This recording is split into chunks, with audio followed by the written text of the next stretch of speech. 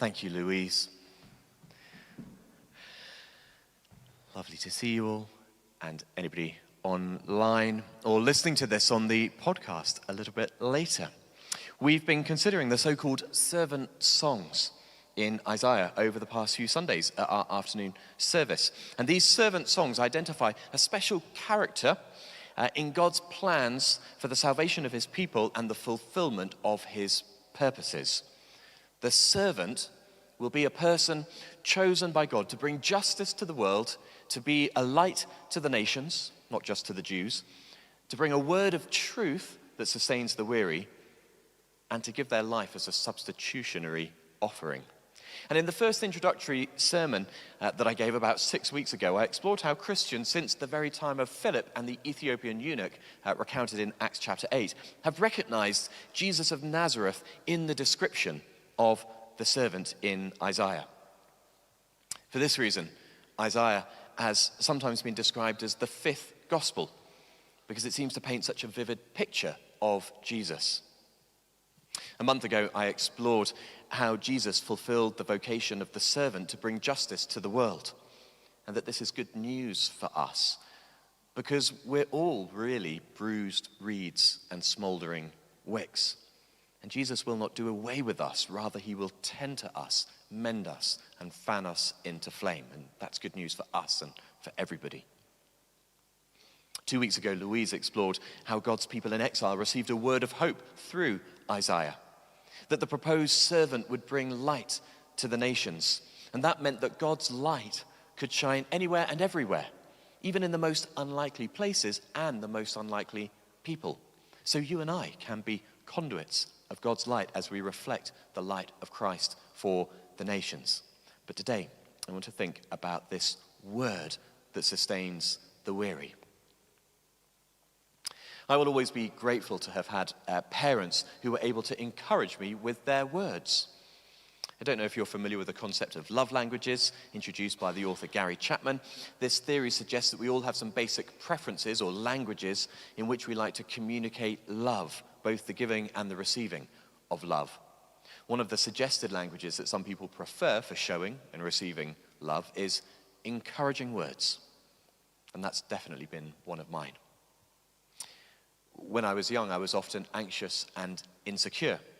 And my parents did a brilliant job at assuring me that they loved me and that they were proud of me. Indeed, I've never doubted my parents' love and affection, which is a great gift to receive. I know that not everybody experiences that gift. I can remember times when I felt sad or low in early adulthood, and I'd get on the phone to my parents, and they would always say lovely, encouraging things to lift me up. On occasion, I've been able to reciprocate. I remember an occasion around 25 years ago, sitting with my stepmother, and in a moment of very deeply mixed emotions that she was experiencing, I was able to say just the thing that would help her feel deeply known and deeply loved. She still reminds me of it from time to time. Anyway, the point is this: words have the power to bring us hope and healing, comfort and consolation. There's an old saying that goes, "Sticks and stones may break my bones, but words will never hurt me." Well, of course, that's crazy. Actually, words have got deep power to hurt and to hinder. But words also have power to build up and encourage. Each of us, I'm sure, can remember a time when we were weary and disheartened, and someone spoke some words to us that encouraged us. On one occasion, Jesus addressed a crowd. He said this: "Come to me, all of you who are weary and heavy burdened, and I will give you rest. Take my yoke upon you and learn from me, for I am gentle and humble in heart, and you will find rest for your souls. For my yoke is easy and my burden is light." Now, this is a lovely, encouraging invitation. But you see that it's also connected to this servant song in Isaiah 50. If we're weary, we're invited to come to Jesus and to find rest. But Jesus also invites us to learn from me, to take his yoke upon us. What does that mean? Well, some rabbis in Jesus' day used the metaphor of the yoke to describe how their disciples would follow their teaching. The yoke, like the bar that joins two oxen together as they pull the plow, becomes a metaphor for their particular school or tradition of interpreting the scriptures. being bound to this rabbi or that rabbi. Jesus is saying that he has a yoke, a way of teaching for his followers to follow and how to live. And there's a virtuous circle set in motion in this servant song, I think. The one who has the words to sustain the weary is also the one who listens deeply to the Lord. So the servant says in those opening verses, morning by morning, he awakens my ear to listen like one being instructed. The sovereign Lord has opened my ears. The one with the tongue of the teacher to sustain the weary is the one who also has their ears opened to listen. And so too for us, we are invited to learn from Jesus. Take my yoke upon you and learn from me. To have our ears opened to his teaching. And in receiving from him, in turn, to offer words that sustain the weary around us. And I suppose this is a way of saying that as long as we keep listening to Jesus and learning from him, we should find that we have words of hope and consolation to offer to a weary world in need. But there's something else about these sustaining words for the weary.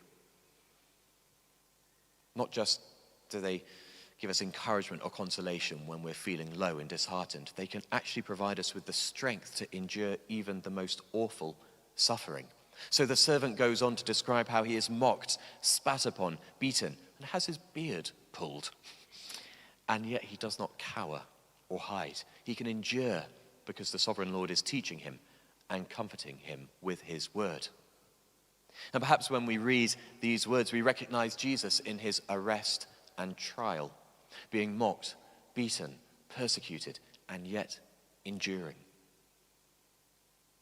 Indeed, the Gospel of Luke describes Jesus as setting his face towards Jerusalem, ready for the suffering that awaits him there. Perhaps like the servant in Isaiah 50, Jesus set his face like flint, steely, determined, resolved not to resist the suffering as he offers himself for the sins of the world. Because Jesus knows that the sovereign Lord who vindicates him is near, that those who condemn him will wear out like a garment, but that the sovereign Lord will help him always. And this can also provide comfort to us. Whatever we go through, whatever challenges we face, we can be assured that the sovereign Lord is near us, that he will sustain us with his word, even as he opens our ears and our hearts to listen. When we're listening to him with opened ears and open hearts, what does God say to you, to me, to each of us, this day and always? Well, I think he says to each of us the same words that he speaks over Jesus in his baptism. You are my daughter, my son, whom I love. With you I am well pleased. This is the word that sustains the weary.